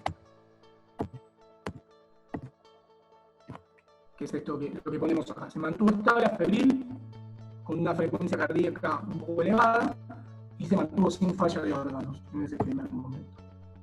El tema es que a los 20 días ya de evolución de esta pancreatitis, la paciente intercurre con episodios de dolor en el hipocondrio derecho, y la ecografía evidencia signos compatibles con colecistitis aguda. Había levantado blancos también en este momento, y nos planteamos entonces cómo continuar: hacer una colecistectomía, hacer una colecistostomía, hacer la colecistostomía, pero además tratar la complicación local pancreática, o hacer tratamiento quirúrgico, la colecistectomía y el tratamiento de la complicación.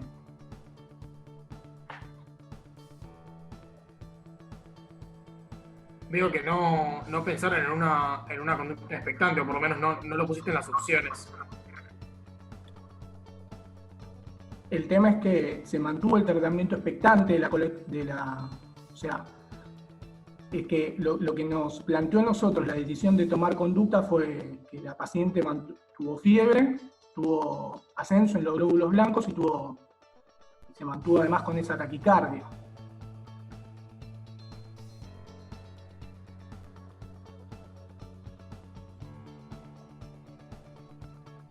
Bueno, ahí están los resultados.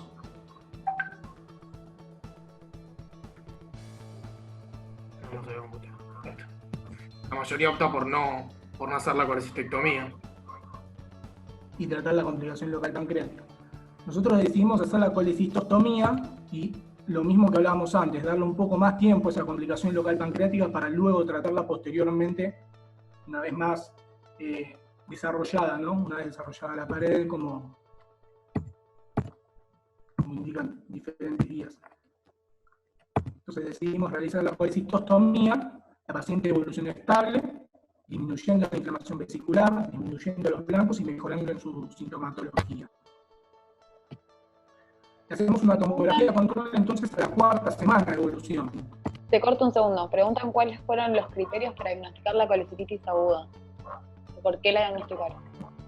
La colecistitis aguda fue primero porque la paciente presentó dolor en hipocondrio derecho, aumento de blancos, tenía sintomatología clara de colecistitis, y además nos basamos en las imágenes, en ecografía, mostraba una vesícula distendida, litiásica, que era la que habíamos visto en el ingreso, pero a diferencia de ese primer momento, las paredes se mostraban engrosadas, lo que nos derivó a pensar que tenía un foco en esa zona.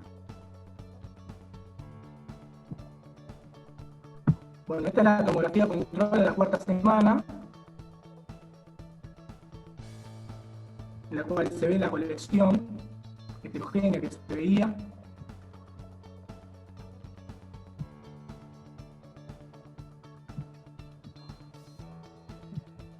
Peripancreática, pero a diferencia se ve el desarrollo de la pared periférica.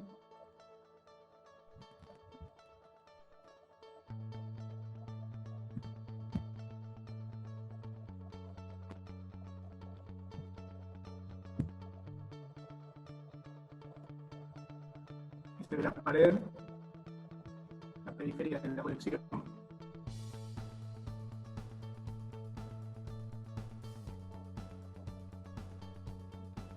recordemos que estamos hablando ya en la 4ª semana de evolución de la pancreatitis, ¿no? ¿Cómo continuamos entonces? Recordemos que tenemos entonces una paciente con una colección peripancreática de apariencia necrótica, además había intercurrido con una colecititis, por lo cual se le puso una colecitotomía. Y tenemos entonces esta necrosis ahora. ¿Cómo continuamos? Percutáneo, tratamiento endoscópico, colecistectomía y anastomosis cistodigestiva o mantener conducta expectante. Seguimos con un paciente estable en sala general. Sí. La paciente se mostraba estable hasta el momento, sí, de las mismas características que se veía ahí. Levemente taquicárdica, los blancos no habían aumentado.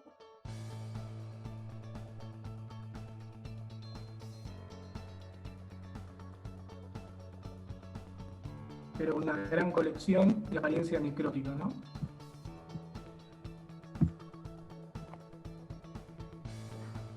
Eligieron percutáneo la mayoría, ¿no? Sí, percutáneo, 54%. Bueno, nosotros nos basamos en directamente tratar el foco, hacerle la colecistectomía y ubicándonos ya en que estamos en el periodo de Wall of Necrosis, tenemos una colección con una pared, decidimos hacerle la anastomosis citodigestiva para derivar esa colección que estaba, como se ve en la tomografía, abombando la pared posterior del estómago. Hacemos entonces una colecistectomía laparoscópica. Ahí tenemos un videito, espero que se vea bien, en la cual lo que se ve ingresando. Voy adelantando así. Hay múltiples adherencias en la zona de la vesícula.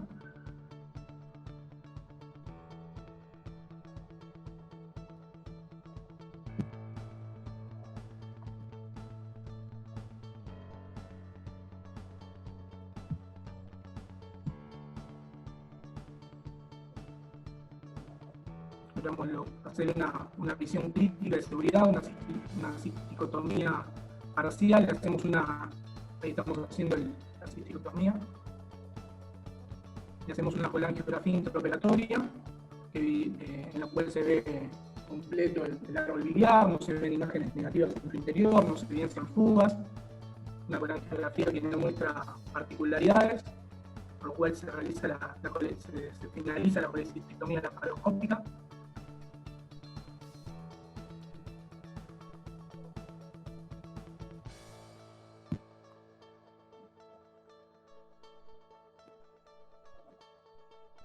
Y posteriormente pasamos a hacer la anastomosis. Ahí se ve el drenaje percutáneo de la colecistectomía.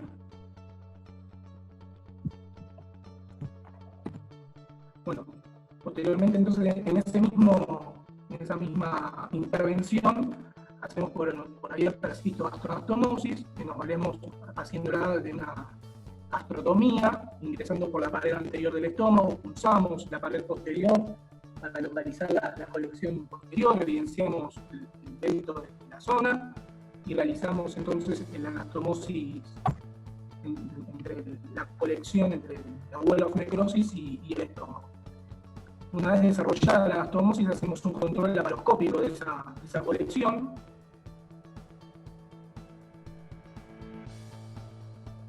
Se ve ahí el contenido líquido, necrótico.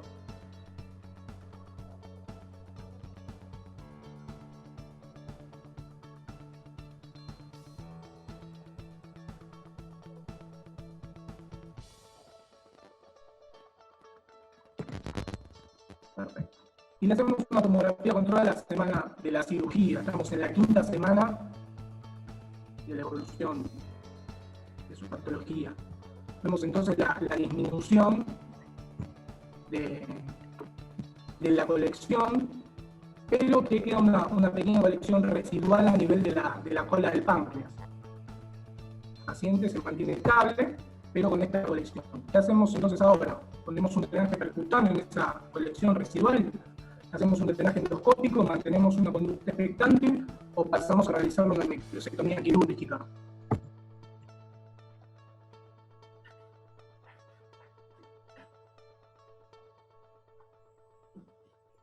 Ahí están votando.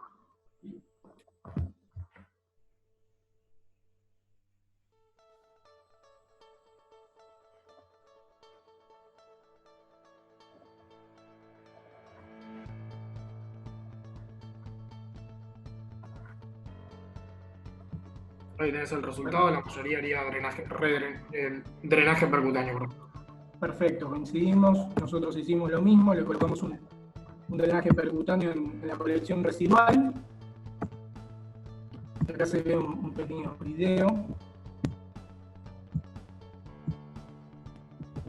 del control radioscópico.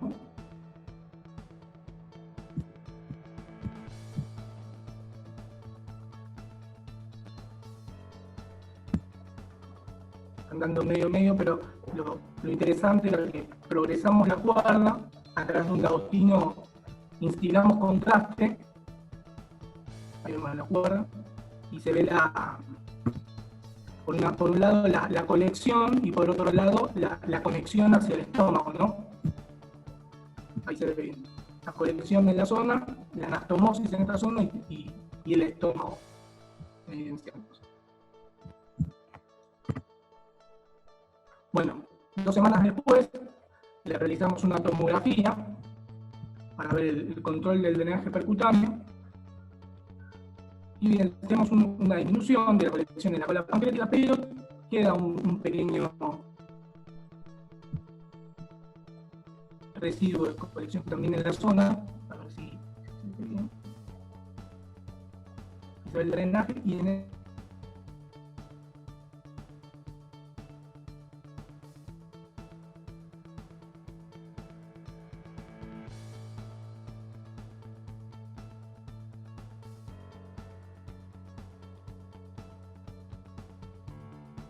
repetimos una tomografía para ver el control.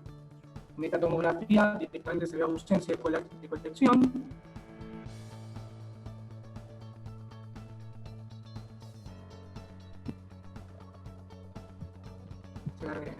Se resuelta la colección que había quedado. Bueno, la paciente mejora el estado general, disminuye la taquicardia, no presenta síntomas, empieza a tolerar dieta. Realizamos un control endoscópico de la cavidad de la ureronecrosis para ver si quedaba algo de necrosis remanente, y este es el control.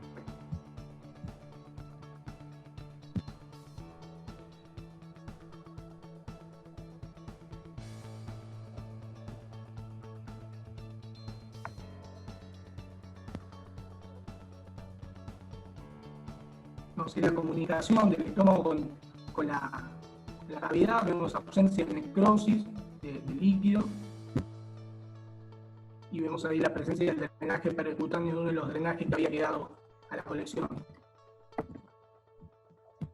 Dada la situación, entonces otorgamos el alta médica de los 45 días del inicio de la pancreatitis. La paciente se va con los 2 drenajes, la citamos a la semana, nuevamente a las 2 semanas y visto la evolución decidimos retirarnos. Bueno, como marco bibliográfico, en lo que nos basamos es el Step Up Approach, que es un trabajo conocido que se realizaron entre el tratar las necrosis pancreáticas con drenajes percutáneos, con necrosectomías, y que como conclusión se sacaron que en cuanto a complicaciones mayores, en nuevos CIRS, penetraciones, diabetes, salvo en tasa de mortalidad, el drenaje percutáneo como primera instancia era ampliamente superior a la necrosectomía directa, ¿no? Directa, digamos. Esta es la conclusión que se saca. Produce las complicaciones mayores, pero no la mortalidad. Empezar con un tratamiento menos invasivo, ¿no? Después este es otro estudio que nos basamos en cuanto a comparar en este caso la terapia endoscópica comparado a lo quirúrgico. Y lo que se vio como conclusión es que si bien no hubieron grandes diferencias en la mortalidad o en complicaciones mayores, la endoscopia presentó una tasa menor de fístulas pancreáticas y además de estancia hospitalaria. Y por último, bueno, una guía que habla un poco de este drenaje endoscópico, que es lo que se está implementando últimamente, pero que hay que valerse de ciertos criterios, como por ejemplo de tener una colección madura con paredes bien definidas, en su mayoría contenido líquido, con un tamaño de 6 centímetros por lo menos, y que la pared tiene que estar en pleno contacto con el estómago. Esto no era el caso de esta paciente, dado que la colección, si bien tenía una torsión que contactaba con la pared posterior del estómago, por medio de donde se hizo la anastomosis, la también tenía una colección posterior, por lo cual un tratamiento endoscópico por ahí no hubiese bastado. Bueno, muchas gracias.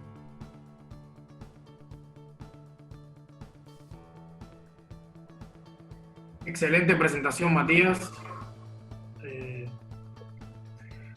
Ahí vamos a habilitar a Lucho, que quería hablar, el jefe residente del Argerich.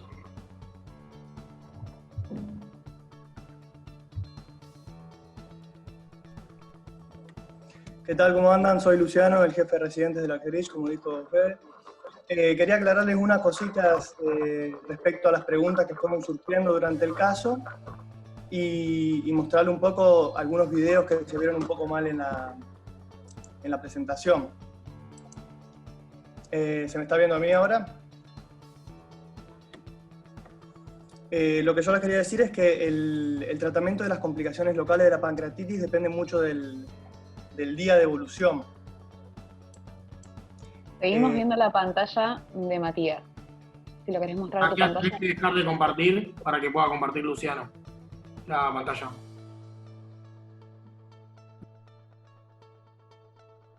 Dale, Mati.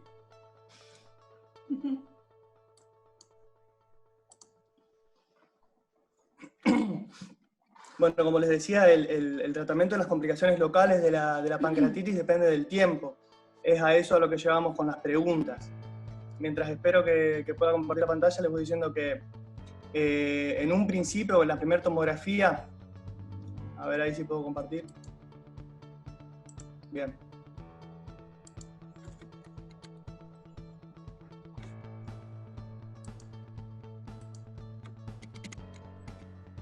A los 10 días fue cuando comenzó ella con signos de inflamación, por lo cual se le hace la tomografía, que esta se vio bien. Estamos a los 10 días, en los primeros días, ni bien se ve que se está formando una cierta pared, todavía está inmadura esa colección. Estas colecciones son las que no se tratan, salvo que el paciente esté descompensado, en ese caso sí. Pero al colocarle un drenaje percutáneo en este momento, se puede ver como la necrosis abarcó gran parte del páncreas y muy probablemente está afectado el Wilson, por lo cual es una fístula de alto débito. Entonces, si colocamos percutáneos en este momento, lo que generaríamos sería una fístula pancreática externa con posterior difícil manejo. Esto se hace en el tratamiento Step-Up Approach, etcétera, cuando uno sospecha una colección necrótica, pero que ya te llega al paciente a la descompensación o a mayores síntomas. Lo que se trata de hacer en este tipo en las complicaciones locales es lo menos y más tardíamente.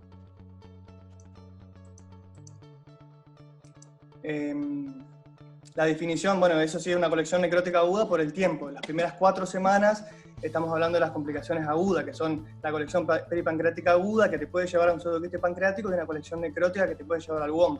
Pero estamos todavía en un momento en el cual no podemos hablar de ninguna colección con pared, como son el Wall of necrosis y el pseudoquiste. Nuevamente acá, la paciente había tenido fiebre, se sospecha que puede llegar a estar infectada, por lo cual si la CIRS no resuelve en los primeros días, hay que empezar a dar antibióticos, y se punza en el caso de que con los antibióticos puestos continúe con síntomas. La colecistitis que tuvo posteriormente a los 20 días de internación era una colecistitis importante, que se vio bien en la ecografía, las paredes engrosadas, el cálculo en bacinete. Se puede ver en el video que voy a mostrar después cómo la colecistitis era bastante importante. Vieron que tenía una colecistitis subaguda cuando la operamos. Por lo cual, en este momento estamos teniendo una paciente con una inflamación sistémica causada por la colección pancreática, a lo cual se le sumó una colección local en la vesícula. Por lo cual, expectarlo con los antibióticos, manteniendo los 2 sitios inflamatorios, quizás no nos pareció lo adecuado. Realizar la colecistectomía en el momento tampoco, porque la paciente ya se iba a operar.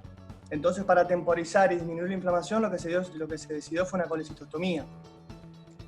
A las 4 semanas, acá sí, díganme si se ve bien la tomografía. Se ve una colección bastante particulada, con una pared importante, supramesocolónica, que abomba en el estómago, y en la parte inframesocolónica, que es esta que está acá, se observa que hay una colección que no tiene tanta pared todavía. Pero la porción más superior, acá sí, en la parte que abomba hacia el estómago. ¿Ven bien ahí en lo que estoy mostrando? Sí, se ve perfecto. En esta porción se observa que la colección tiene una buena pared y está abombando hacia el estómago. El mejor tratamiento para esto es la anastomosis. ¿Por qué? Porque estamos hablando de una colección que no tiene tanto contenido líquido, o que sí tiene contenido líquido, pero aparte tiene mucha necrosis sólida, que generalmente cuando se hace una cistogastroanastomosis endoscópica no se puede resolver. Y aparte toda la región inframesocolónica es más difícil de acceder con endoscopio, por lo cual al hacer una quirúrgica, una citogastroquirúrgica, uno puede evaluar bien la cavidad, puede colocarle el endoscopio posteriormente para ver si hay residuos de necrosis que se puedan extraer. Y todo hecho en el mismo momento, con la colecistectomía, que era lo que nos quedaba pendiente. Esto lo único que les muestro en el video se ve bastante bien, pero tenía una colecistitis bastante importante. ¿Ven el hilio vesicular cómo tiene una inflamación subaguda? ¿Ven?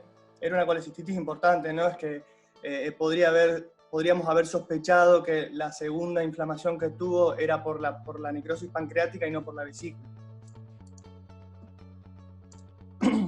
Y en el control, esto es lo que decía que podíamos hacer al hacerlo por abierta, es colocar el laparoscopio y retirar si quedan colecciones necróticas posteriores. Esta tomografía, no sé si estas son fotos, así que se ve bien, en la región inframesocolónica, lateral, donde estaría la cola del páncreas, se observa una colección, se observa aire por la cistogastroanastomosis. Y el tratamiento que sigue a esto sí son los percutáneos, porque ahí ya estamos hablando de una colección que no está alimentada por una fístula pancreática, o bien que la fístula pancreática se va a dirigir hacia el estómago, pero la colección distal no va a estar alimentada, por lo cual va a ser una fístula de bajo débito, muy probablemente con los percutáneos resuelven, que fue como pasó.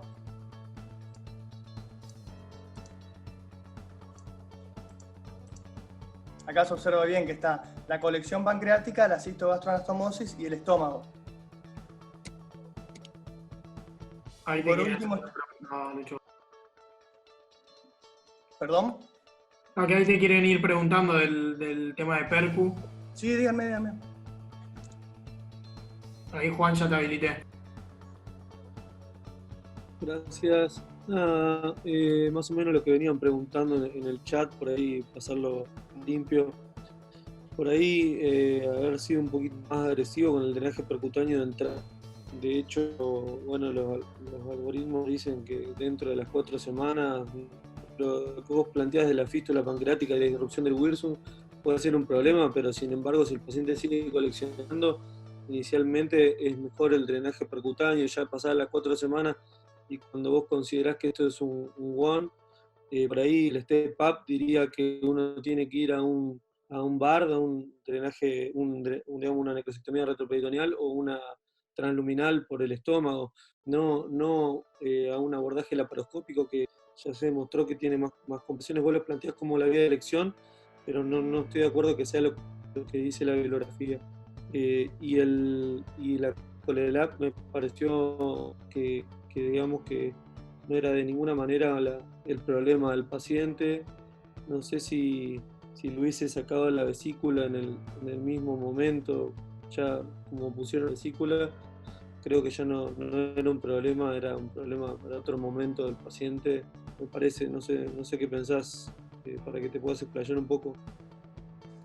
El step-up approach es para las necrosis infectadas, no está hablando para la bolus necrosis.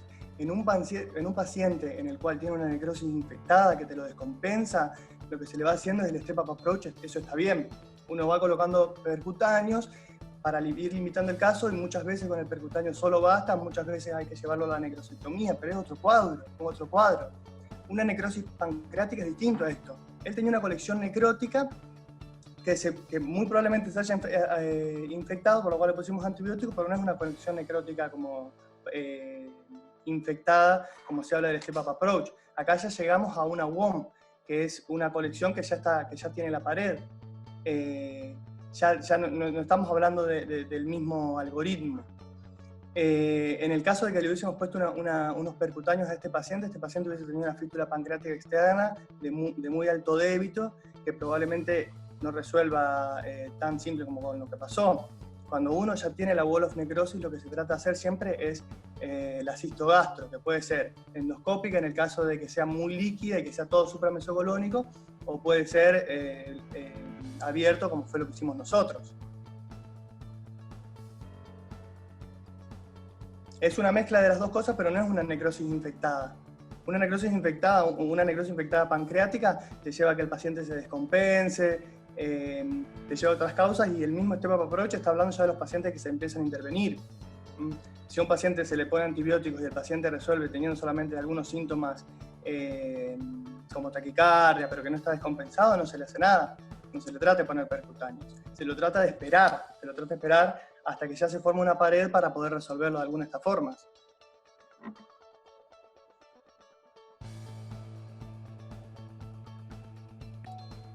Buenísimo. Muy interesante el caso y cómo lo fueron abordando. Ahí Eduardo levantó la mano.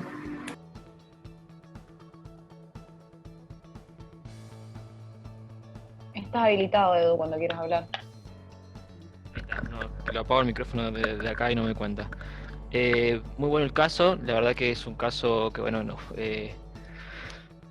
siempre es controversial. Yo creo que el tema del Step Approach es tema controversial en cirugía general, es uno de los más controversiales en todo, por más que estén los trabajos de los holandeses, siempre hay diferentes tomas de decisiones con respecto a las colecciones, y hasta incluso en la definición de cuándo es un WON, cuándo es una necrosis infectada nada más, cuándo son colecciones líquidas o colecciones sólidas necróticas.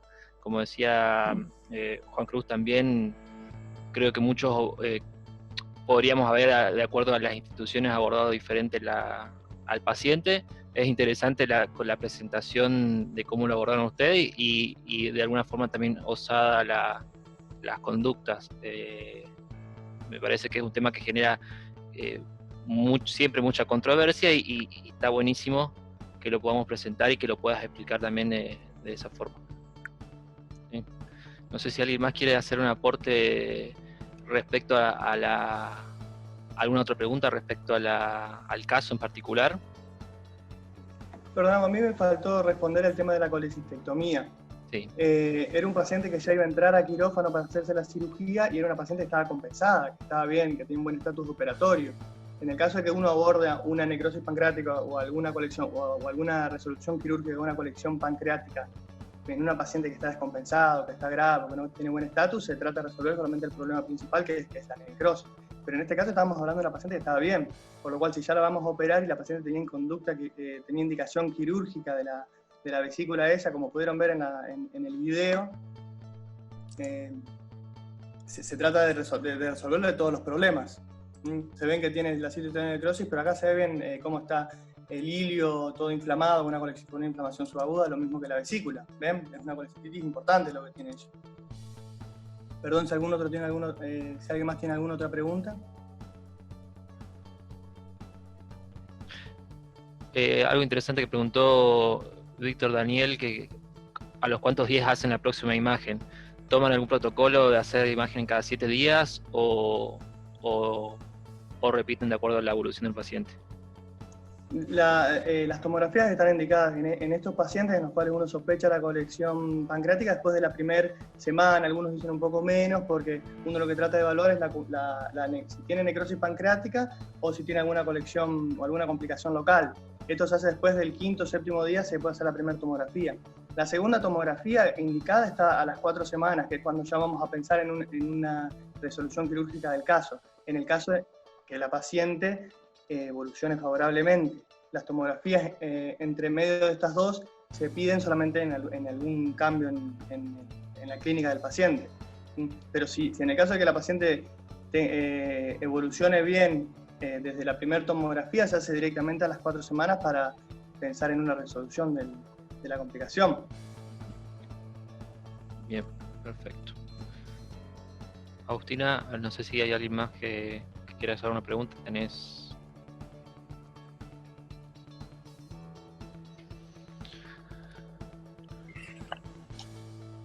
Agus. Fede. Solo Patricia había levantado la mano. Ok. Así lo vamos redondeando porque se nos hizo un poco más largo de lo que esperábamos. Uno se pierde a veces en los debates. Patricio, tenés habilitado el micrófono, si ya puedes hablar. Gracias. No, muy interesante el caso y la presentación. Yo tenía algunas dudas o preguntas para hacerles. Si era una pancreatitis grave y evolucionó con una necrosis o una colección y todavía había necrosis en la tomografía y una colecistitis subaguda en el proceso evolutivo de acuerdo al drenaje percutáneo que ustedes hicieron, ¿por qué decidieron en la 5ª semana ya operarlo? Y lo otro, si entendí mal, el abordaje lo hicieron por vía abierta, la cistogastro. ¿Por qué no hicieron por ese mismo abordaje la colecistectomía también? Estábamos esperando para realizar el tratamiento cuando tuvo la colecistitis, es decir, que la colecistectomía fue conservadora, fue temporizadora. Si lo hubiésemos abordado en ese momento, no estaba a tiempo de realizársele la citogastroanastomosis, porque todavía no tenía buena pared para hacer la misma. El abordaje que le hicimos es una supraumbilical, una incisión supraumbilical bastante pequeña, solamente para poder ver la cara anterior del estómago y poder realizar el citogastro de esta manera. La citogastro se recomienda que se haga abierta por esto que les comentaba. Y la laparoscopía, el laparoscopio igual lo íbamos a utilizar para entrar en la cavidad y ver si quedaba necrosis remanente y poder retirarla. Entonces ya de por sí vamos a tener instalado el equipo laparoscópico, y la colecistectomía laparoscópica muchas veces tiene más ventajas por la técnica quirúrgica en sí. Quizás al hacerlo por abierto deberíamos haber ampliado más o hacerle una subcostal. Haciéndolo de esta manera, le quedaba, el laparoscopio llega a estar instalado, la cistogastro se hizo con una incisión muy pequeña y pudimos realizar la visualización directa de la cavidad de la WOM.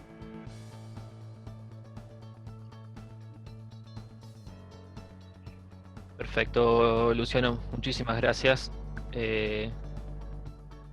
Excelente, bueno, vamos dando cierre, ya nos pasamos un poco del tiempo, se hizo algo largo por bueno, lo interesante del debate. Muchísimas gracias por el caso, Luciano y Matías. Gracias a ustedes, hasta luego. Sobre todo creo que ustedes de la Argerich, en lo que es manejo de la pancreatitis, eso tienen muchísima experiencia, así que la verdad que el caso estuvo muy bueno. Lo que tiene que quedar de esto para mí y para los residentes es que siempre el tratamiento de las complicaciones locales tiene que hacerse lo más tardíamente posible frente a que el paciente a demanda, por decirlo así. Frente a una colección pancreática en un paciente que esté estable, se trata de ir de lo menos a lo más, como es el step-up. Y lo más tarde posible por lo que les explicaba de la formación de la pared. Así que bueno, muchas gracias. Muchas gracias a ustedes. Bueno, vamos finalizando el Ateneo. Fueron más de 2 horas de casos y debates, estuvieron todos muy interesantes. El viernes tenemos la próxima jornada, es a las 18 horas igual que este. Así que están todos invitados, tanto los que participan como los que no. Ahora Eduardo va a dar un cierre también de lo que es de la parte de la asociación. No sé si Edu querías decir algo más. No, nada, muy agradecido a todos los que participaron. Bueno, llegamos a ser más de 200 participantes. Estimo que hay muchos que es la primera vez que están y que pueden participar, y que ya vamos a seguir pasando la forma en que pueden participar con sus casos. Ya ven que no son casos, son casos del cotidiano, que lo pueden hacer todos. Agradecemos a los que siempre participan, que están los chicos del Austral, los chicos del italiano, Argerich, sí, Naval, colegiales como también que está participando. Y bueno, el viernes vamos a seguir con la jornada. Estamos agarrando la mano todavía el tema de hacerlo online, para que sea, hay que manejarlo todavía, esto es algo que es nuevo para todos, así que vamos a tratar de optimizarlo para que sea lo más óptimo, para que no se pierda la atención tampoco y que todos podamos participar. Mientras más casos haya, más ateneos podemos hacer y más conexión puede haber entre las residencias, que es la idea de la asociación en general. Ya conocen la página web, creo que la mayoría, ahora la vamos a poner en el chat para que accedan y conozcan un poco de la asociación y vean cómo puedan participar de los ateneos y de todas las actividades que realizamos, ¿sí? Así que nada, es agradecerles por haber participado. Ahora, Damián, no sé si querés decir también unas palabras de organización y ya finalizamos.